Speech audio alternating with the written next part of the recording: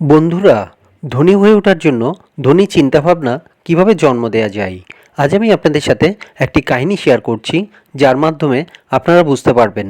একসময় নগরীর বাইরে নদীর ধারে একজন বৌদ্ধ ভিক্ষু কুটির তৈরি করে বসবাস করতেন। এই বৌদ্ধ ভিক্ষু সন্ন্যাস গ্রহণ করার আগে ওই নগরের সবচেয়ে ধনী ব্যক্তি ছিলেন। অনেক দূর দূরান্ত পর্যন্ত তার ব্যবসা ছড়িয়েছিল, কিন্তু একটা সময় পরে তার মন এই সংসার জীবন থেকে বিরক্ত হয়ে পড়ে, আর তার সম্পত্তির একটা অংশ গরিব, অসহায় আর অনাথ লোকেদের জন্য খরচ করে দেন। অনেক দান পুণ্যের কাজ করেন এবং অবশিষ্ট সম্পত্তি তার সন্তানদের দিয়ে তিনি সন্ন্যাস গ্রহণ করেন। আজ অনেক বছর পর তিনি আত্মজ্ঞানের রাস্তায় অনেক এগিয়ে গেছেন। কিন্তু যদি কোনো ব্যক্তি কোনো সমস্যা নিয়ে তার কাছে আসে, তখন তিনি নিজের জ্ঞান ও অনুভবের দ্বারা সেই সমস্যার সমাধান করার চেষ্টা করতেন। একদিন তার কাছে এক গরিব ব্যক্তি আসে, যে নিজের দারিদ্রতার জন্য খুব সমস্যার মধ্যে ছিল। সে ওই ভিক্ষুকে বলে, হে গুরুদেব, আমি গ্রামের সবচেয়ে গরিব ব্যক্তি। এই দারিদ্রতা নামক রোগ আমার পিছুই ছাড়ে না। আমার এত খারাপ অবস্থা যে আমি আমার পরিবারের জন্য খাবারেরও ব্যবস্থা করতে পারি না। একে তো টাকা আমার কাছে আসে না, আর যদিও আসে তা আমি টিকিয়ে রাখতে পারি না। হে গুরুদেব, আপনি তো এই শহরের সবচেয়ে ধনী ব্যক্তি ছিলেন। আপনি কি আমাকে এমন কোনো পদ্ধতি বলবেন যেটা শুধুমাত্র ধনী ব্যক্তিরা জানেন, যে কারণে তারা আরও বেশি ধনী হয়ে চলেছেন? যেটা শুধুমাত্র ধনী ব্যক্তিরা জানেন, যে কারণে তারা আরও বেশি ধনী হয়ে চলেছেন। ভিক্ষু ওই ব্যক্তির কথাগুলোকে খুব ধ্যান দিয়ে শুনেন। এরপর তিনি বলতে শুরু করেন যে, আমি তোমাকে আমার শুরুর দিনগুলোর কথা বলতে চাই। একটা সময় এমন ছিল যে দিনরাত পরিশ্রম করার পরও আমার অবস্থা একটা ভিখারির মতো ছিল। লাভ কী জিনিস তাই আমি দেখতাম না। আমি যে ব্যবসার মধ্যে ছিলাম সে ব্যবসায় সবাই লাভ করছিল, আর আমি দিন দিন লসের খাতায় নাম লিখাচ্ছিলাম। অবশেষে আমি ওই ধনী হয়ে ওঠার রহস্য পেয়ে গেলাম। এরপর আমি ওই প্রত্যেক সিদ্ধান্তকে মেনে চলি, যেগুলো আমি তোমাকে এখন বলতে চলেছি। তখন ওই ব্যক্তি ভিক্ষুকে জিজ্ঞেস করলো, তাতে কি কাজ হয়েছিল? ভিক্ষু বলে, অবশ্যই কাজ হয়েছিল। আমার ব্যবসা এত সফল হয়ে উঠল যে পরবর্তী 10 বছরে আমি নগরীর সবচেয়ে ধনী ব্যক্তি হয়ে উঠি। আর এখন ধনী হয়ে ওঠার ওই নিয়ম আমি তোমাকে বলতে চলেছি। খুব ধ্যান দিয়ে শুনবে। ধনী হয়ে ওঠার প্রথম নিয়ম হলো ধনী ব্যক্তি ধনী হয়ে ওঠার প্রথম নিয়ম হলো ধনী ব্যক্তিরা মানেন যে আমরা আমাদের জীবনকে নিজেরাই তৈরি করি, আর গরিব লোকেরা মানে যে আমার সাথেই জীবনে সব খারাপ ঘটনা ঘটে থাকে। জীবনে ঘটে যাওয়া ঘটনাগুলোর দায়িত্ব না নেয়ার বদলে গরিব লোকেরা পীড়িত হওয়ার কাজ করে। ধনী লোকেরা সে কেন ধনী নয় এর জন্য দায়ী নিজেকেই করে, কিন্তু গরিব লোকেরা অর্থব্যবস্থাকে দোষ দেয়, সরকারকে দোষ দেয়, ভাগ্যকে দোষ দেয়, তারা নিজের মালিককে দোষ দেয়।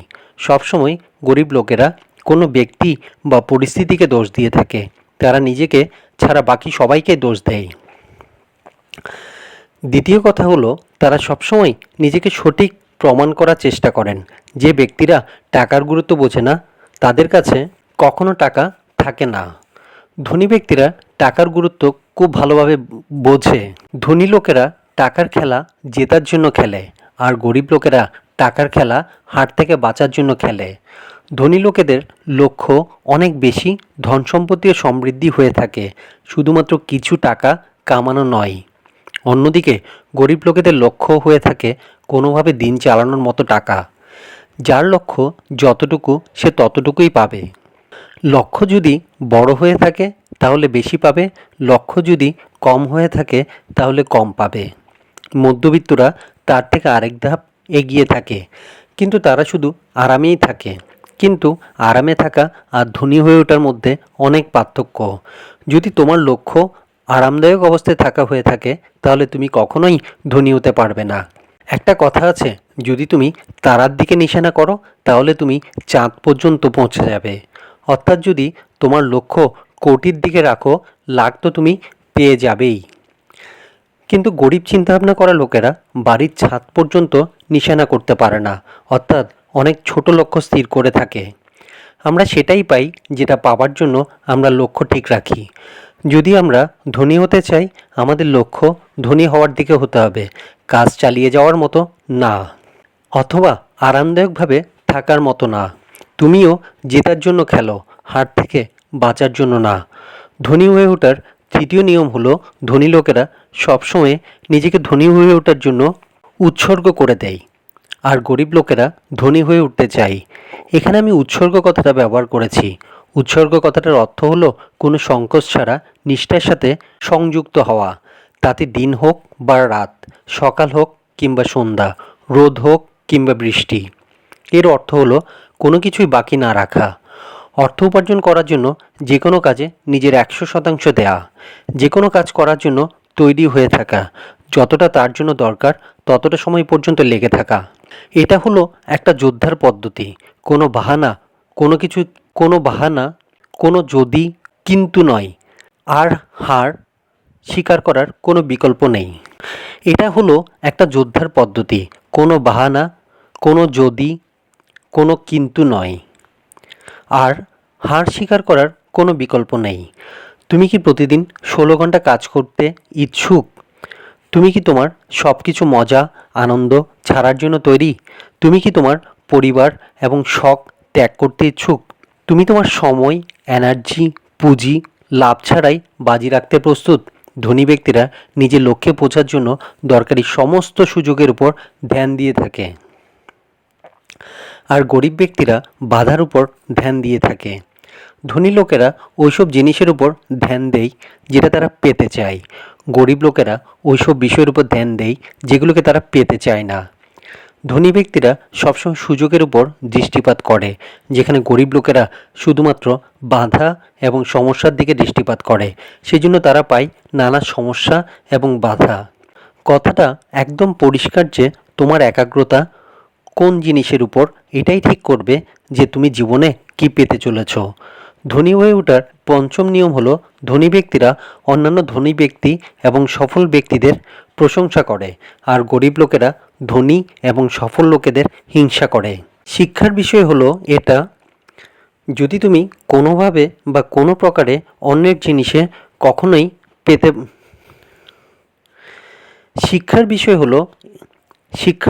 হলো এটা, যদি তুমি কোনোভাবে বা কোনো প্রকারে অন্যের জিনিসে হিংসা করো, জ্বলন কিংবা হিংসার ভাব রাখো, তাহলে তুমি সেটাকে কখনোই পেতে পারো না। ধনী হয়ে ওঠার ষষ্ঠ নিয়ম হলো, ধনী লোকেরা সবসময় ইতিবাচক এবং সফল লোকেদের সাথে থাকে, আর গরিব লোকেরা নেতিবাচক এবং অসফল লোকেদের সাথে থাকে। সফল লোকেরা অন্যান্য ব্যক্তির দিকে প্রেরণার দৃষ্টিতে দেখে, যাদের থেকে কিছু শেখা যেতে পারে। তারা নিজেকে বলে, যদি সে এই কাজটা করতে পারে তাহলে আমিও করতে পারবো। যদি তুমি বাজ পাখির সাথে উঠতে চাও তাহলে হাঁসের সাথে সাঁতার কেটো না। ধনী লোকেরা সফল এবং জিত অর্জন করা লোকেদের সাথে মেলামেশা করে। গরিব লোকেদের তাদের সমালোচনা না করে তাদের থেকে শেখা উচিত। সে কতটা সফল সেটা দেখা উচিত। এই সফলতা পেতে তাকে কতটা কষ্ট ও ত্যাগ স্বীকার করতে হয়েছে সেটা দেখা উচিত। ধনী লোকেদের সমালোচনা না করে তাদের বলা উচিত, আমিও চেষ্টা করে দেখি যাতে তার মতো না হলো হাফ পেতে পারি। ধনী হয়ে ওঠার সপ্তম নিয়ম হলো, ধনী লোকেরা কখনোই নিজের সমস্যার কাছে হার মেনে নেয় না। তারা সমস্যাকে দেখে সেটা ছেড়ে পালিয়ে যায় না। এর বদলে তারা সমস্যার সমাধানের জন্য একটি পাহাড়ের মতো দাঁড়িয়ে সমস্যার মোকাবেলা করে থাকে। ধনী লোকেরা সবসময় সমস্যার মোকাবেলা করার জন্য প্রস্তুত থাকে। অন্যদিকে গরিব লোকেরা সমস্যা দেখলে সেটা থেকে পালিয়ে বাঁচার চেষ্টা করে। তারা সমস্যা দেখলে খুব দুঃখী হয়ে পড়ে। তুমি যত বড় সমস্যাকে মোকাবেলা করতে পারবে তত বড় সমস্যা। অন্যদিকে গরিব লোকেরা সমস্যা দেখলে সেটা থেকে পালিয়ে বাঁচার চেষ্টা করে। তারা সমস্যা দেখলে খুব দুঃখী হয়ে পড়ে। তুমি যত বড় সমস্যাকে মোকাবেলা করতে পারবে তত বড় ব্যবসা দাঁড় করাতে পারবে। তুমি যত বড় দায়িত্ব সামলাতে পারবে তত বেশি কর্মচারীদের দিয়ে কাজ করাতে পারবে। তুমি যত বেশি গ্রাহককে সামাল দিতে পারবে ততই বেশি অর্থ রোজগার করতে পারবে, আর ততই বেশি ধনী হয়ে উঠতে পারবে। ধনী হয়ে ওঠার অষ্টম নিয়ম হলো, ধনী লোকেরা অর্থের মাধ্যমে নিজের জন্য অনেক বেশি কঠিন পরিশ্রম করিয়ে নেয়, যেখানে গরিব লোকেরা নিজের অর্থের জন্য কঠিন পরিশ্রম করে। ধনী লোকেরা জানে যে আপনাকে ততক্ষণ পর্যন্ত কঠিন পরিশ্রম করতে হবে যতক্ষণ পর্যন্ত আপনার অর্থ আপনার জন্য কঠোর পরিশ্রম করা শুরু করছে। তারা এই বিষয়টি বুঝে যে আপনার টাকা যত বেশি কাজ করবে আপনাকে ততই কম কাজ করতে হবে। প্রথমে অর্থের জন্য কঠোর পরিশ্রম করো, তারপরে অর্থকে নিজের জন্য পরিশ্রম করতে দাও। গরিব লোকেরা 1 টাকাকে শুধু 1 টাকা হিসেবে মনে করে, যেটার বদলে তারা সঙ্গে সঙ্গে কোনো কিছু কিনে নিতে চায়। কিন্তু ধনী লোকেরা প্রত্যেক টাকাকে একটা বীজের মতো করে দেখে, যেটাকে বপন করে সঠিক পরিচর্যা করে কিছু সময়ের পরে হাজার হাজার টাকা ইনকাম করা যায়। ধনী হয়ে ওঠার নবম নিয়ম হলো ধনী লোকেরা সবসময় শিক্ষা গ্রহণ করে থাকে এবং বিকাশ করে। যেখানে গরিব লোকেরা ভাবে তারা আগের থেকে সব কিছু জানে, তারা কখনো ধনী হয়ে উঠতে পারে না, কারণ তারা নতুন কোনো কিছু শিখতে পারে না। ধনী লোকেরা কৌতূহলী হয়ে থাকে, তারা কখনোই বলে না যে তারা সমস্ত কিছু জানে। ধনী লোকেরা প্রত্যেক দিন কিছু না কিছু নতুন শেখার চেষ্টা করে এবং ভুল থেকে শিক্ষা গ্রহণ করে থাকে। এসব কথা বলার পর ওই বৌদ্ধ ভিক্ষু তার কথা বলা সমাপ্ত করেন। ওই ব্যক্তি আজ বুঝতে পারে ধনী এবং গরিব লোকেদের মধ্যে সবচেয়ে বড় পার্থক্য তাদের মানসিকতা এবং তাদের চিন্তাভাবনা করার পদ্ধতি হয়ে থাকে। এরপর সে মনে মনে ঠিক করে আজ থেকে সেও সেই ধনী ব্যক্তিদের মতো চিন্তাভাবনা করার চেষ্টা করবে। বন্ধুরা, এই ভিডিও দেখে আপনাদের কেমন লাগলো সেটা জানাবেন। আর এই ভিডিও দেখে যদি আপনাদের একটু উপকার হয়ে থাকে তাহলে অবশ্যই লাইক আর শেয়ার করবেন। আর অবশ্যই সাবস্ক্রাইব করে পাশে থাকবেন, যাতে পরবর্তী যে কোনো ভিডিও আপলোড করলেই নোটিফিকেশান চলে যায় আপনাদের কাছে। সবাই ভালো থাকবেন, সুস্থ থাকবেন। ধন্যবাদ।